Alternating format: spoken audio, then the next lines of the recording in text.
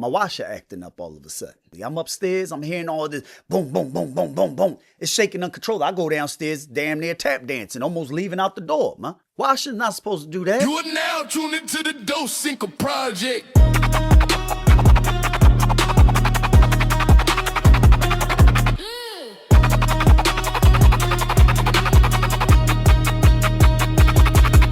What up, everybody? You are now tuned into the DOSCINCO Project. Now, let me tell you something, right? I just got paid, man. I just got paid and went right to the bills.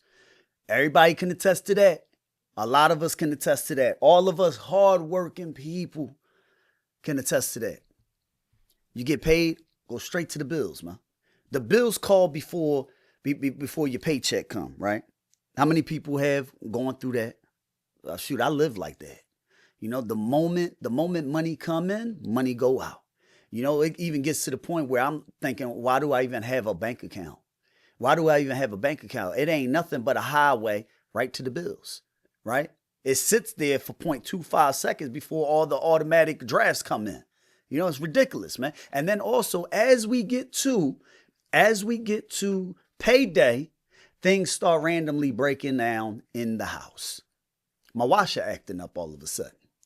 The washer starts shaking uncontrollably. I'm upstairs. I'm hearing all this boom, boom, boom, boom, boom, boom. It's shaking uncontrollably. I go downstairs, damn near tap dancing, almost leaving out the door, man. That thing's shaking and baking, moving and grooving, about to leave out the door with the way it's shaking, man. It's crazy. Washer's not supposed to do that. So now I got to go ahead and fix that.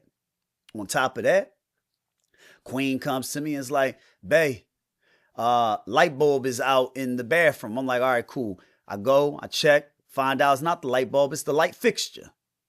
So then I go ahead, call the insurance company up, see if they can come out, check it out. They bring a mechanic in or whoever technician in. They go, they check it out. It was like, yeah, sir, I think it's the fixture. I'm like, all right, cool. Y'all gonna fix it? He like, no, it's not covered. What you mean it's not covered? Oh, we only cover the wiring. We cover, the outlets. We cover, so y'all can't cover that? That's attached to the electricity. No, we can't cover that. I said, so what I'm paying y'all for? So now I got to go spend about $100, $200 to go get a light fixture. You see what I'm saying? Money come in, money go. And then this whole process of budgeting your money. Put a little money away for gas, put a little money away for this, put a little money away for that. Then actually, everything done put away, you ain't put no money away for yourself. Pisses me off, man. I don't know what's going on. Man. And then the thing is, when you are making some good money, when I'm making some good money, I go to Target. I shop at Target. Target is nice, neat, well organized. It just looks pleasant. It looks like I'm going into a department store, And then when my money's depleted, back to Walmart we go. I remember there was a time where I ain't even know about Walmart anymore, man. I thought it ain't even exist in my mind.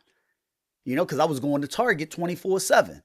Good fellow, buying that stuff. Now I'm back at Walmart.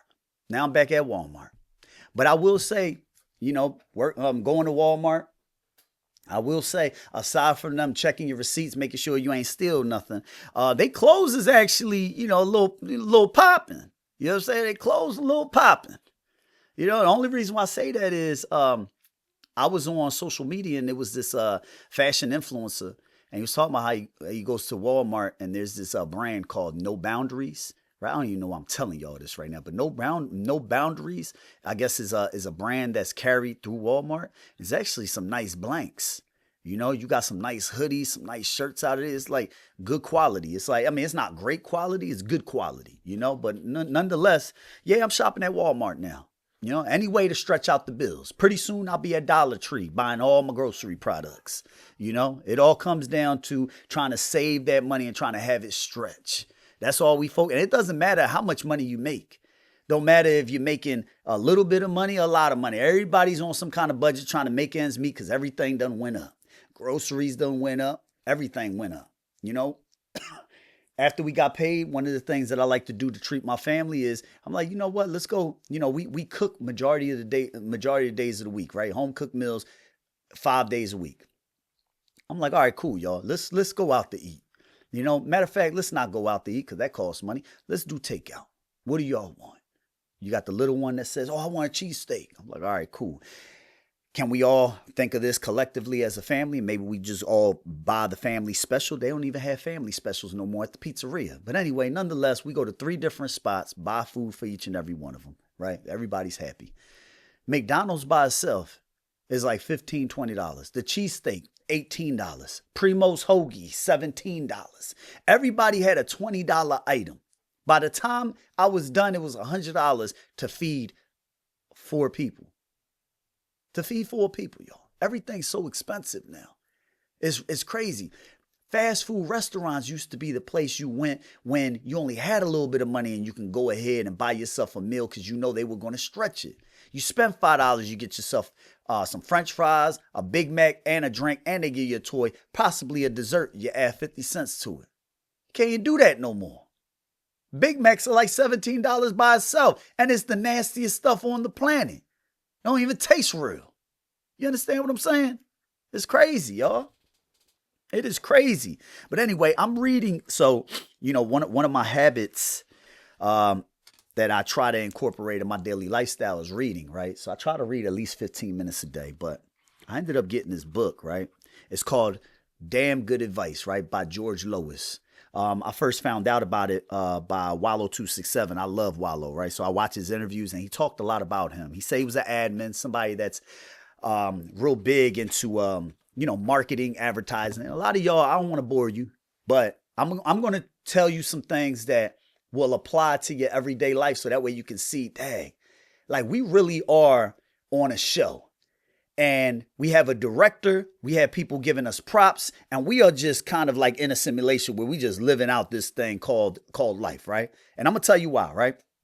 So I started doing some additional information on this guy, George Lois, or some research, right? And I come to find out George Lois was an admin, right, back in the 50s, 60s. He was part of an advertising agency where he created a lot of great stuff, right? A lot of great advertisements, right? He ended up designing 92 issues of Esquire magazine. He had something that we all probably could relate to. He helped with the successful launch of MTV. MTV was a channel that they were trying to launch. And so by way of his advertising, by way of his big creative thinking, he was able to launch that to where everybody wanted to buy a subscription to MTV during that time, right? So he was a pretty big deal. But I started to go down this rabbit hole of advertisement, and I come to find out this, right? And I think you all will find this very interesting. Bacon, right? I'm just throwing that word out, bacon. We all enjoy it during breakfast, right? You get your bacon, you get your eggs, you get your orange juice and things of that sort, right? Come to find out, bacon wasn't a staple of breakfast at one particular time. It was advertised to us to where it kind of modified American culture and now is part of every breakfast meal now, right? So there was this guy, his name was Edward Bernays. He was back in the 1920s and the 30s, right? And bacon, like I said, was not a staple of American breakfast at the time. It said that people ate lighter meals, often bread or cereal. But Bernays, he was working for a beef products company, and he helped market pork. He wanted to market pork to the public, right? So what did he do? He hired some doctors, right? Hear me out. He hired some doctors to recommend a heavier breakfast for good health, right? And the only reason why I'm mentioning this, y'all, is because sometimes we got to really analyze what's being presented to us. And we can't always take things as fact. Because this guy, Edward Bernays, right, who was trying to market this pork product, hired doctors to recommend a heavier breakfast because everybody was eating light during that time period, right? So these doctors suggested, mind you, doctors, right? People that we hold high and dear, right? As far as their educational standing and what they say goes. And yeah, we got to take the recommendations of the doctor because doctors know best. Look, these doctors suggested bacon and eggs are a perfect, hearty start to your day. He framed it as health advice, not advertising, which is a classic PR tactic. And so the results were people were eating eggs and bacon as part of their iconic American breakfast. And that's what we eat today, right? So now I further go down the rabbit hole and I'm like, okay, what else was advertised to us back in the day that's now part of our life and now we eat it customarily because it's all part of tradition, right? Or should I say not eat it, but I'm saying what's being presented to us. Diamond engagement rings, y'all. Diamond engagement rings. I know the women, listen, don't read me out on this thing, but diamond engagement rings were presented to us and now it's part of culture, right? Look at this. Before the 1930s, engagement rings existed, but diamonds were not essential. They were not a part of the program during that time. So when you got engaged with either an emerald or some other kind of rock that kind of signified the union, right? So what changed? There was a company called De Beers, right? I think they're still around today. They created a massive campaign that diamonds are forever. They tied diamonds into eternal love, masculinity, and status. And they continue to push that on the masses of people. And so what resulted, right? What resulted? Now what resulted is every man, if you're going to propose and you're going to try to sanctify your union as eternal love to your mate, you got to get a diamond ring. But it isn't just any diamond ring, y'all. It isn't just any diamond ring. Now, the diamond ring, you got to spend 2 to 3 months of your salary in order for you to signify your love. And that became normal within American culture, right? And so diamonds became synonymous with engagement. And so it started to kind of alter the behaviors of how people shopped. This is all all geared towards advertisement, y'all. I'm talking about these people that sit behind and they use their minds in order to kind of manipulate societal norms. This is the reason why I say we can't always look at what's being presented to us. Sometimes you got to do your research and find out what's going on, right? Look at another thing. Mouthwash. Mouthwash is another product that was presented to us. Now, I'm going to be honest. I like mouthwash, right? You brush your teeth, take some mouthwash, make you feel clean, right? Makes you feel clean. But anyway, back before the 1910s, halitosis was not a common feared condition, they said. I can see why. I think people back in the day, I don't think they really had good dental hygiene anyway. So some of this stuff probably needed to happen anyway. I'm probably going against the diamond engagement ring because come on, 2-3 years your doggone salary, y'all. Can I just signify your love, or can I just build a union off of something I think is nice and you think it's nice and it ain't tied to a price tag, man? But anyway, that's just me. But so anyway, mouthwash. What changed? Listerine. Listerine wanted to promote this mouthwash. They created ads and they invented a societal anxiety around bad breath, right? They created anxiety around bad breath. And so therefore, the cure to that would be their Listerine, right? And so now people use mouthwash daily and it's no longer a problem anymore, right? They have a solution to your problem. So they kind of manufactured the problem and created all this anxiety and then they had a product for it, right? I think it was a good product. Orange juice. I don't want to keep on going. This is my last one. Orange juice. Orange juice, as we know, oranges are a fruit, right? So what changed? California citrus growers, people that were growing oranges, they wanted to kind of push more oranges out there as far as people selling them, right? So they wanted that fresh squeezed orange juice and they wanted to talk about how many essential vitamins, the morning vitality and all that stuff. So they wanted to push this so they can sell more, so they can grow it and they can sell it and they can make a profit. And what do we have today? Breakfast is incomplete until you got orange juice. And there you have it, y'all. So anyway, let's go back to George Lois, this book that I'm reading right here, right? So George Lois, again, was one of the very famous and very well-known advertising people of our time. So like I said, he had a lot to do with advertising campaigns during that time. So anyway, this book, he's giving a lot of advice on how you can kind of amplify your brands or amplify big ideas. He was all about big ideas back in the day, right? So with these big ideas, one of the things that really resonated well with me, right, and I actually enjoyed it, and this is something that you can actually apply in your life, is I think it's point number 43 within this book. He says, tell the devil's advocate in the room to go to hell, right? Tell the devil's advocate in the room to go to hell. And I'm going to tell you why. A self-appointed devil's advocate lurks in every meeting, no matter where you are. And at the right moment that you decide to finalize a decision, here they come. Let me be the devil's advocate here, right? They always take the exact opposite and they try to argue their point. That person is an instigator within the group and they create the analysis paralysis, right? That smothers and suffocates the original idea. All in the name of careful, conservative thinking. Any creative idea is in danger with the devil's advocate in the room. So beware. That's what he said. So why do I mention this? There's going to be times where you're going to have a great idea. There's going to be times where you're going to have a specific dream and you want to execute on it. You thought it was great. You got butterflies in your stomach. You're like, yo, I got to make this thing happen, right? And here you go. The moment you present your idea to most or to some, you get that one person that's ready to shoot that out of the sky, right? Always looking for a concern. Well, my concern is this. Oh, well, I don't think it's going to work because of this. You understand? When you have a big idea, don't pay attention to nobody. Go ahead with that big idea.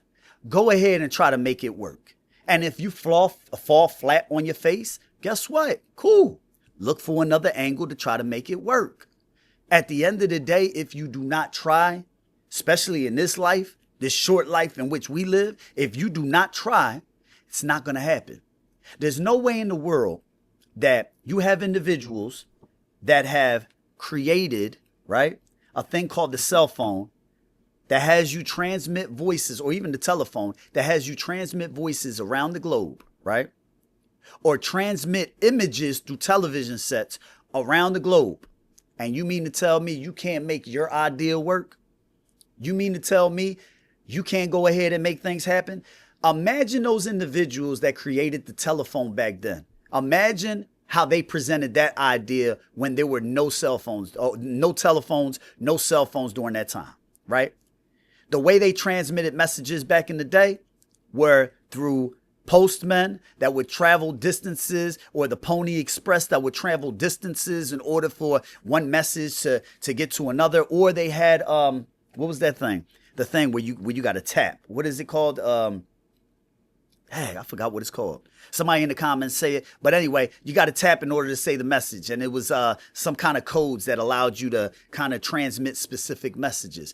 There was always communication, right? That's why they had a messenger boy back in the day. There was reasons for this, right? They used to have pigeons fly to deliver messages back in the day. But then somebody with their innovative thinking decided, I'm going to create something that will allow voices to transmit around specific distances. Can you imagine how people looked at them back then? Imagine if that person that was inventing the telephone, imagine if they would have listened to the naysayers, those devil advocates, so to speak. Where would they be today?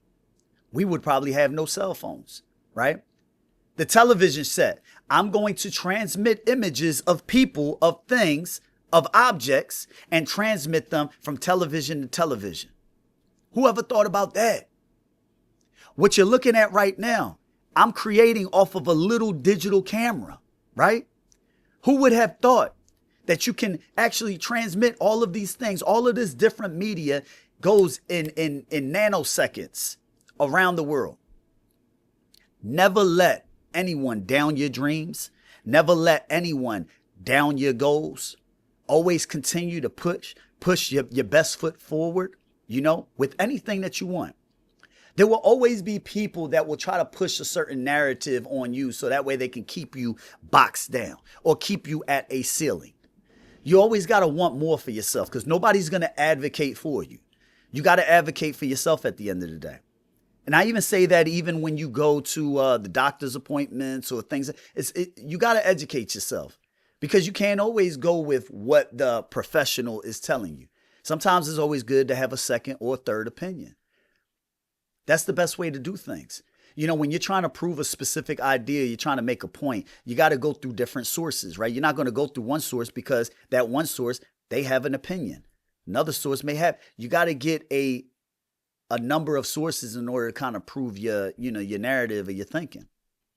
But overall, don't let nobody stop you from what you need to do and how you need to achieve in your life.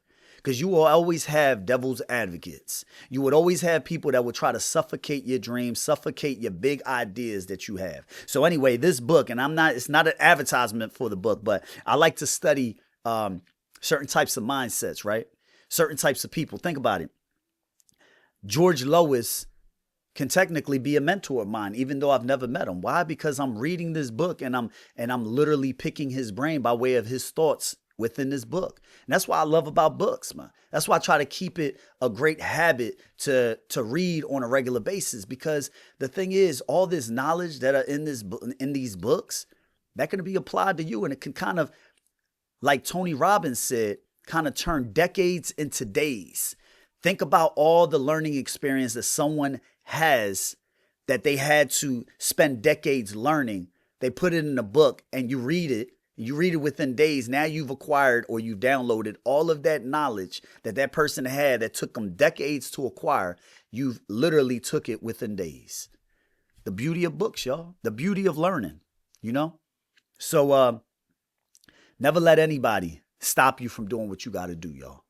This is a very short episode today, but I want to thank you all for watching. I want to thank you all for keeping up with me, so to speak. Like I said, 52 episodes this year. We not playing no games. It's a new podcast, new look, you know, and we're just trying to make things happen. So please feel free to like, subscribe, follow me on all the social media platforms, the DOSCINCO Project. I'm on TikTok. I'm on Instagram. Obviously, you see me on YouTube, DOSCINCO the Great, which is my own personal platform. But nonetheless, make sure you support, y'all. Support. That's it. Episode 52 in the books. We got planes to catch. We ain't got no time for the what? We ain't got no time for the nonsense. Let's go.